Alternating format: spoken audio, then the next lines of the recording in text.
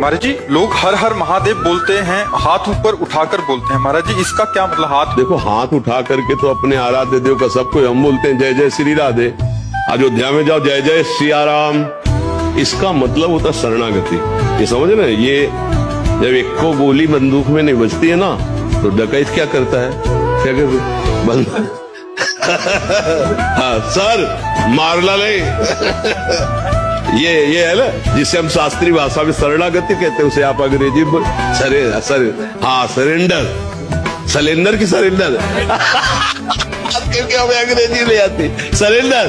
हाँ, अब एक को गोली नहीं रह गई तो अब समझा के सामने से, तो इसलिए तो ये मन, ये बुद्धि, ये चित्त, ये अहंकार में को सामर्थ्य नहीं रह गई प्रभु।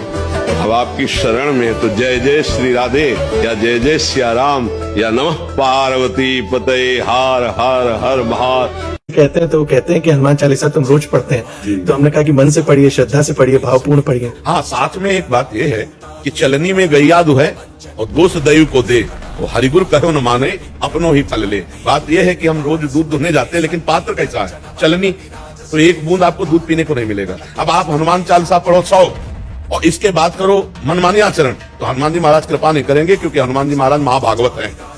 आप अच्छे आचरण करो और जय हनुमान जी की केवल बोल दो तो कृपा कर देंगे, जय सियाराम की बोल दो तो कृपा कर देंगे। आप करो बुरे आचरण तो भ्रम हो जाता है किसी को कि फिर हनुमान चालीसा में सामर्थ्य नहीं है। क्या सामर्थ्य तो है? गाय दूध तो दे रही, लेकिन तुम चलनी लिए हो तो कैसे उसमें दूध लिए? तुम जो पापाचरण कर रहे हो तो हनुमान जी की कृपा को तुम नहीं समझ पाओगे। कृपा को समझने के लिए तुम्हें संयम में आना होगा। तुम्हारा आहार पवित्र हो, तुम्हारे आचरण पवित्र हो, तुम्हारा चरित्र पवित्र हो, तब हनुमान जी की कृपा का या किसी भी देवी देवता का तभी कृपा होती है जब तप के द्वारा अपने आचरणों को पवित्र किया जाता है। आप इतिहास साक्षी है, शास्त्र साक्षी है, आप पढ़ के देखो कभी किसी की कामना की पूर्ति के लिए उसको कितना तप करना पड़ा, व्रत करना पड़ा, उपवास करके अपने पापों को क्षय करके फिर वहां से फल की प्राप्ति होती है। अब आप सोचो कि मतलब हम 10-5 हजार रुपया दे दें और ऐसे 10-5 हजार दोगे तो पुण्य बनेगा, लेकिन जो आपके पाप हम भोगना पड़ेगा। अगर उसको आप जलाना चाहते हो तो व्रत, उपवास, तपस्या, नियम, संयम, आराधना, इनके द्वारा नष्ट किया जाता है अपने पर जो पूर्व पाप है उनको। जब तक पाप नष्ट नहीं होंगे तब तक दुख पिंड नहीं छोड़ेगा, क्योंकि पाप का फल दुख है। तो देखो, हनुमान जी कोई एक के तो है नहीं, पूरा जगत उन्हीं का है, तो जो करोगे वैसे तुम्हें भोगना पड़ेगा। हाँ, यदि पर्सनल हनुमान जी की शरण में हो जाओ, ओ ईमानदारी से हो जाओ, तो भार संभाल लेंगे। जिसके ऊपर वो कृपा का हाथ रख दे फिर उसे कोई गिरा नहीं सकता, क्योंकि उनके पास बहुत बड़ी सामर्थ्य है। राम रसायन तो भरे भगवान का प्रेम रस उनके हाथ में है। और क्या, अष्ट सिद्धि नवनिधि के दाता स्वर जिन, और महान वैष्णवाचार्य भगवान शिव ही तो है। भगवान शिव ही तो हनुमान जी है और कोई थोड़ी। वही तो राम जी के चरण पकड़े, राम जी रामेश्वर के रूप में उनकी आराधना कर रहे हैं। तो आराधना में मन नहीं लगता, लोग व्यभिचार प्रवृत्तियों में, मनमानी आचरणों में फंसे, इसलिए उनको ऐसा लगता है कोई ऐसा मिले जुगाड़ कि हम जाकर रुपया दे दो, फिर मनमानी हम पापाचरण करें, वो तपस्या करके हमें सुखी करता रहे। ऐसा हमने कहीं विधान नहीं पढ़ा, ऐसा कहीं नहीं पढ़ा, ऐसा नहीं होगा। और जिन लोगों को लगता है कि मैं वहां गया और काम हो गया मेरा, तो उनके पुण्य काम कर गए, उनका पुण्य जो था वो काम कर गया, तुक्का लग गया। बकाया ऐसा नहीं है, जब तक आप तप नहीं करोगे, भजन नहीं करोगे, साधन नहीं करोगे, तब तक मंगल भवन भगवान की पूरी सृष्टि है। सब मम प्रिय सब मम उपजाए, सब भगवान के प्यारे लाड़िले। पर जो जैसा कर्म करेगा उसे अवश्य में भोक्तव्यम कृतम कर्म। जो कर्म किए हमने ना, सुबह सुबह भोगना पड़ेगा। गुरु मंत्र लेने के लिए योग्यता की जरूरत नहीं होती, समर्पण की जरूरत होती। हम जैसे नीच, पामर, अधम है, भगवान का हूँ, मैं गुरुदेव का हूँ, इसकी जरूरत होती। योग्यता की जरूरत नहीं होती कि ये लक्षण हो तो शिष्य बनना चाहिए। वो लक्षण सब आ जाएंगे जब समर्पण होने से। लोहा कभी सोना नहीं बन सकता, लेकिन पारस का कमाल, पारस छू गया तो सोना बन गया। ऐसे हम कभी सद्गुणी नहीं बन सकते।